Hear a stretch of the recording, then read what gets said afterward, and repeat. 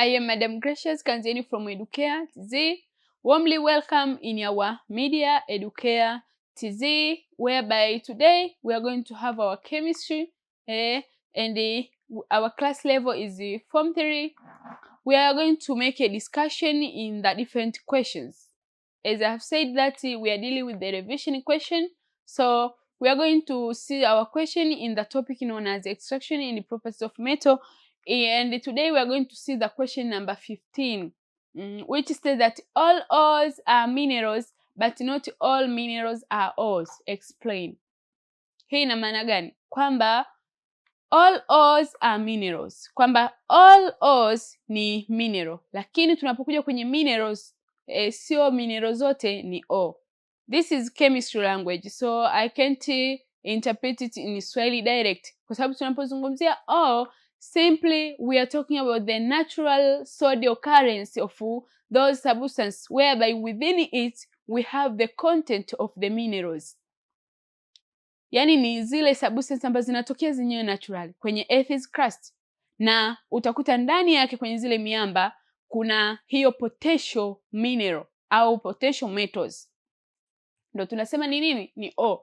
Sasa tunapozungumzia mineral katika Kiswahili cha kawaida tunasema ni madini, lakini katika chemistry language we can say those metals. So you can see that tunasema all ores are mineral, kwamba zile ores zote ni mineral, lakini not all minerals are ore. This statement is true and you are required to prove it or to give the reason. Na sometime ili swali linaweza likaja ukaambia uargue, ukubali au ukatae. Kwamba ni kweli kwamba ore zote ni mineral, lakini mineral zote sio ore, au ore are not minerals lakini mineral ni ore. Lakini hapa yeye kakwambia all ores are minerals but not all minerals are ores. Explain. So you are required to be brief toward the scenario, toward this concept, toward this statement. Sasa kama tunaenda kuangalia kwamba ores are minerals but not all minerals are ores, simply we have to know what is mineral clearly, we have to know what is the ores clearly, what are within the ore, what are within the mineral, what are their composition to each other. So finally we can able to conclude or to make a short summary that all ore are mineral while not all mineral are ores. Okay, so we can say that to understand the statement, ili kuelewa hii statement ya all ores are mineral but not all minerals are ores, we need to define both terms clearly. We have to be clear in the ore, we have to be clear in the mineral. Is where we can rise up our idea to say that all ore are mineral and not all mineral are ore. Okay. So let us start with the definition of the minerals. Definition of the minerals. When we talk about minerals, these are naturally occurring inorganic solid with a defined chemical composition and a crystalline structure. A mineral are natural occurring inorganic solid. You have to note the concept. Zenyewe ni natural occurring. No human being can push it or can make it. Hamna binadamu anaweza kutengeneza madini, lakini yeye anayachakata tu, yanakuwa kama malighafi, yanakuwa kama raw material ambayo inatumika katika viwanda kuzalisha vitu vingine. Lakini utaona yale madini ni kitu cha thamani ambacho kimekuwa found natural. We can say that through the supernatural power, which you can say that God power. Kama ni kitu ambacho kimetengenezwa, yani kimeundwa na Mungu mwenyewe. Hamna binadamu ambaye anaweza create those minerals. Kwa hiyo mineral tunasema kwamba ni natural occurring inorganic, not organic, inorganic solid. Lakini pia kingine cha kunoti hapa ni kwamba these minerals are in solid nature. Ni in solid nature. Inaweza kaa kama jiwe. Tunavyozungumzia solid ni kama stone and so forth. So you can see that hii sio tu kwamba ni solid nature, lakini pia they have the defined chemical composition. Zinakuwa na defined chemical composition with the crystalline structure. Crystalline structure. Crystalline structure ni kama kunakuwa na zile yani zile properties zake not powder, not soft and so forth. Yani kwa mfano tunavyoona zile ile structure ya chumvi, ile I mean we can say the nature of the solid inavyokuwa, ndo hii yenyewe inavyokuwa na hizo crystalline structures, crystalline structures. Kwa hiyo utakuwa uelewe mineral ina properties main hizi hapa. First one ni natural occurring, lakini pia ni organic solid, lakini pia ina defined chemical composition, pia ina crystalline structure. Inaweza ikawa na vichembe and so forth. So they can be composed of one or more elements and exhibit specific physical properties such as hardness, luster and cleavage. Tunazungumzia mineral, kwamba mineral zinaweza zika compose one or more element. Inaweza ikawa na more than one element, kwamba inaweza ikawa ni compound imekuwa associated with other minerals, imekuwa surrounded with other minerals. Ndio maana tunasema it can compose more than one element. Lakini pia ina exhibit specific physical properties. What are they? Mfano mzuri tunaweza tukasema such as hardness. Hardness tunaongelea ule ugumu. Nakumbuka tumesema hii ni natural inorganic solid. Kwa hiyo inakuwa na ugumu, inakuwa na hardest, ina experience au na exhibit this hardness physical properties. Na physical tunaongelea ule muonekano wake wa nje, physical, zile sifa za physical. Kwa hiyo hardness ni kitu ambacho unaweza kuona kabisa ni kigumu. Lakini pia hizi mineral zinakuwa na hii sifa luster, luster property. Unaweza kuona kabisa ina shine, inafanyaje and so forth. Lakini pia ina sifa ya cleavage. Cleavage ni kitu ambacho kinaweza break, kikavunjika, disintegrate. Cleavage. So you can see that hizi minerals zina exhibit hizi sifa, physical properties, luster, cleavage and hardness nature. Example of common mineral include the following. Tuna mifano mbalimbali ya minerals. Particularly we have this quartz. Quartz ambayo hii ni mineral ambayo is made up of different element which is silicon, but also we have the oxygen. Kwa hiyo ni silica oxide, silicon and oxygen. Kwa hiyo tumesema kwamba zenyewe zinakuwa na more than one element. So utaona hapa tuna silicon lakini pia tuna oxygen. Kwa hiyo ni element mbili tofauti. Hiyo ni mineral. Mfano mwingine tuna hii feldspar, tuna hii mica, tuna hii calcite. Hizi ni aina za minerals, ni mifano ya minerals mbalimbali. Okay, so that is all about the mineral. Now let us define the ore. Ore, when we talk about ores, are specific types of mineral that contain sufficient quantities of valuable metal. Do you see the difference? Kule kwenye mineral tulikuwa tunaongelea ile natural occurrence of the inorganic solid substance, na sifa zake tumeziona tofauti tofauti. Tumeona inakuwa na different chemical composition, inakuwa ni hiyo inorganic solid.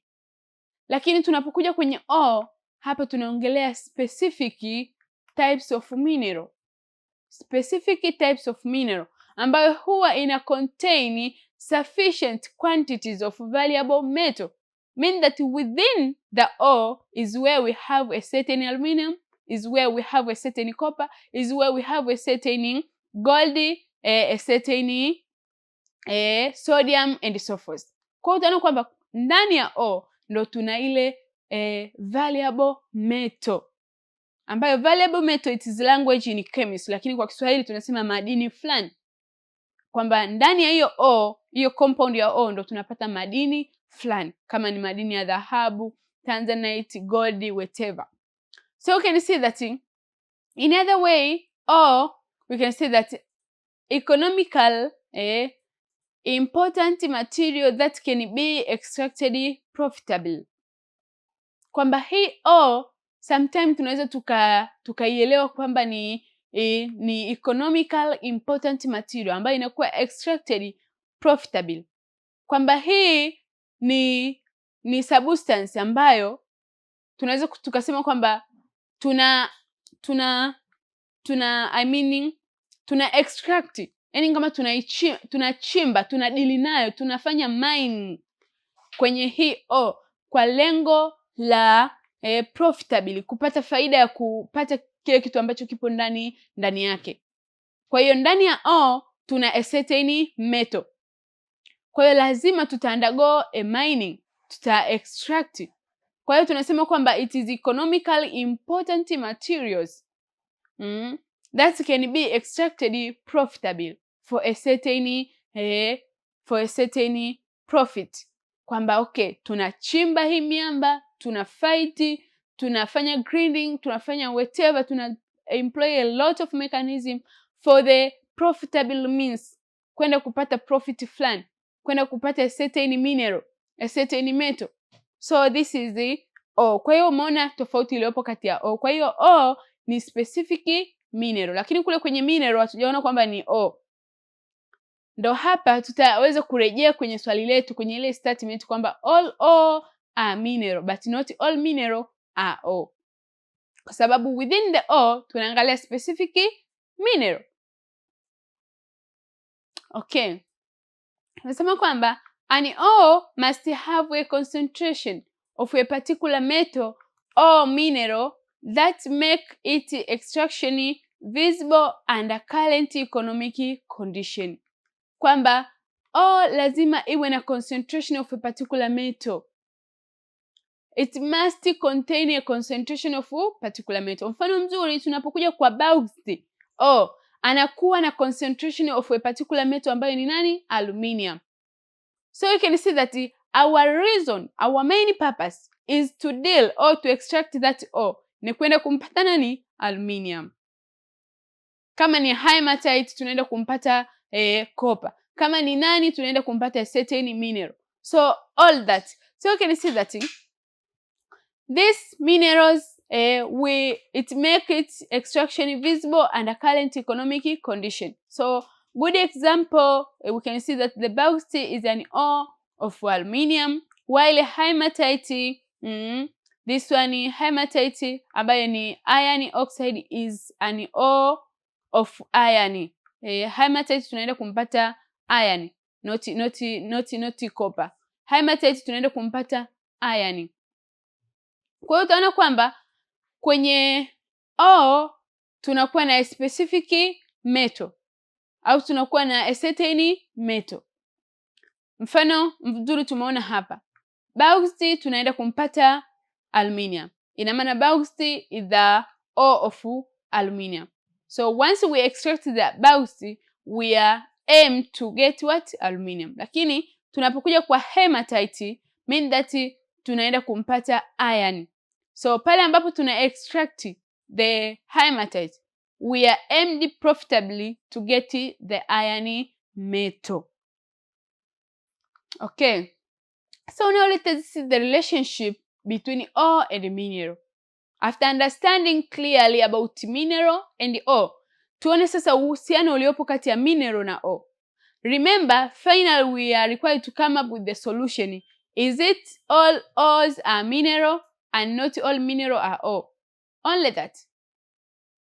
Okay, so the relationship between ores and minerals, first of all there is inclusion. Hapa tunaangalia uhusiano uliopo kati ya ore na mineral. Tunaangalia inclusion. Since ores are defined as mineral deposits containing valuable substances, it follows that all ore must be classified as mineral because they meet the criteria for being a mineral. Kwa hiyo tushajibu swali letu. Tushakuwa aware about the mineral, but also tushakuwa aware about the ore. So now tunaangalia uhusiano uliopo. Sasa tunaangalia katika inclusion relationship. Sasa kama tumesema ore inakuwa defined as a mineral deposits ambayo within it there is a valuable substance au there is a certain metal. Therefore you can see that it follows that all ore must be classified as a mineral. Sasa hapa tunakuja kusema kwamba ore zote zinakuwa classified kama ni nini? Ni minerals because they meet the criteria for being a mineral, kwa sababu zina meet ile criteria ya kuwa mineral. Je, mineral ina meet criteria ya kuwa ore? The answer is no.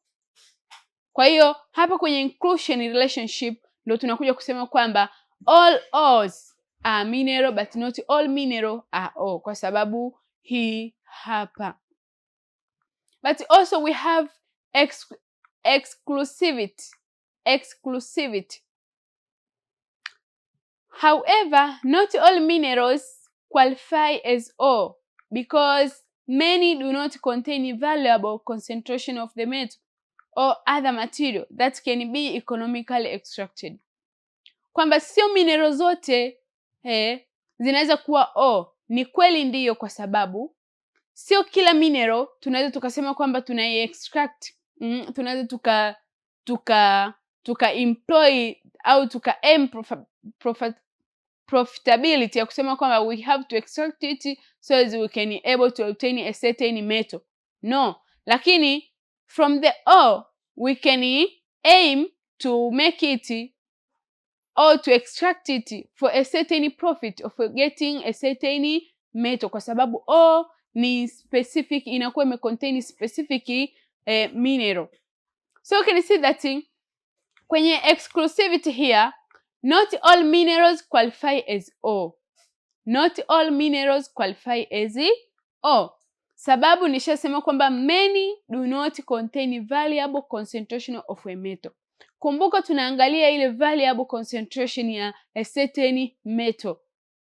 Kwa hiyo utakuta kuona kwamba kwenye mineral sio lazima iwe ni ore, ila kwenye ore ni lazima iwe ni minerals, kwa sababu tunalenga ile unasema kwamba valuable concentration of a certain metal and other material that can be economically extracted, kwamba sio mineral zote tunaweza tukasema kwamba we can base with it economical for a certain extraction, while all ores are mineral, kwa sababu tunaweza tukadili na his means then finally tukabenefit a